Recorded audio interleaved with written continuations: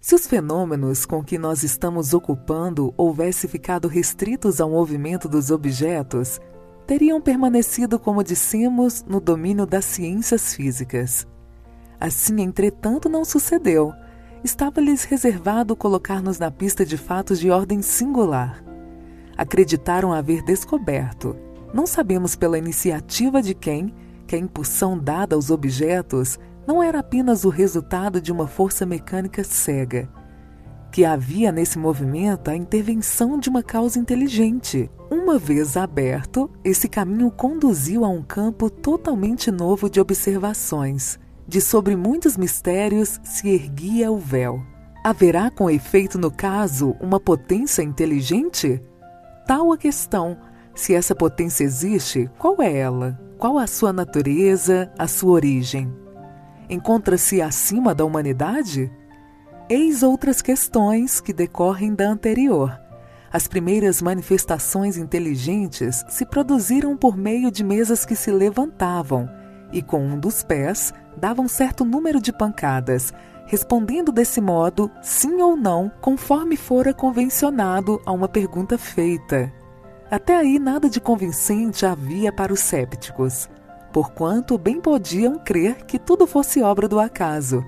Obtiveram-se depois respostas mais desenvolvidas com o auxílio das letras do alfabeto. Dando o móvel um número de pancadas correspondente ao número de ordem de cada letra, chegava-se a formar palavras e frases que respondiam às questões propostas. A precisão das respostas e a correlação que denotavam com as perguntas causaram espanto. O ser misterioso que assim respondia, interrogado sobre a sua natureza, declarou que era espírito ou gênio, declinou o nome e prestou diversas informações ao seu respeito. Há aqui uma circunstância muito importante que se deve assinalar. É que ninguém imaginou os espíritos como meio de explicar o fenômeno. Foi o próprio fenômeno que revelou a palavra. Muitas vezes, em se tratando das ciências exatas, se formulam hipóteses para dar-lhe uma base ao raciocínio. Não é aqui o caso. Tal meio de correspondência era, porém, demorado e incômodo. O espírito, e isso constitui nova circunstância digna de nota, indicou outro. Foi um desses seres invisíveis quem aconselhou a adaptação de um lápis a uma cesta a outro objeto. Colocado em cima de uma folha de papel, a cesta é posta em movimento pela mesma potência oculta que move as mesas.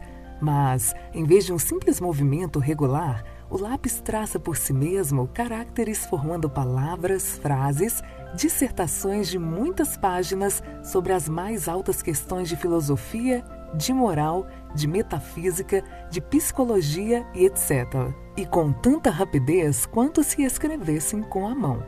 O conselho foi dado simultaneamente na América, na França e em diversos outros países. Eis em que termos o deram em Paris, a 10 de junho de 1853, a um dos mais fervorosos adeptos da doutrina e que havia muitos anos, desde 1849, se ocupava com a evocação dos espíritos.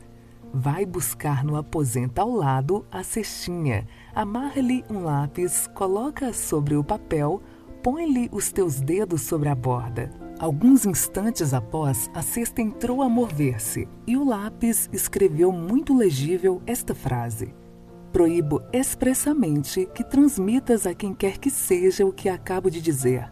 Da primeira vez que escrever, escreverei melhor.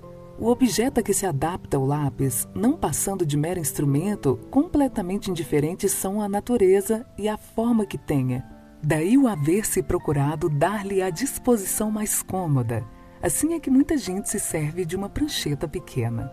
A cesta ou a prancheta só podem ser postas em movimento debaixo da influência de certas pessoas, dotadas para isso de um poder especial, as quais se designam pelo nome de médiuns, isto é, meios ou intermediários entre os espíritos e os homens. As condições que dão esse poder resultam de causas ao mesmo tempo físicas e morais, ainda imperfeitamente conhecidas, porquanto há médios de todas as idades, de ambos os sexos e em todos os graus de desenvolvimento intelectual. É todavia uma faculdade que se desenvolve pelo exercício.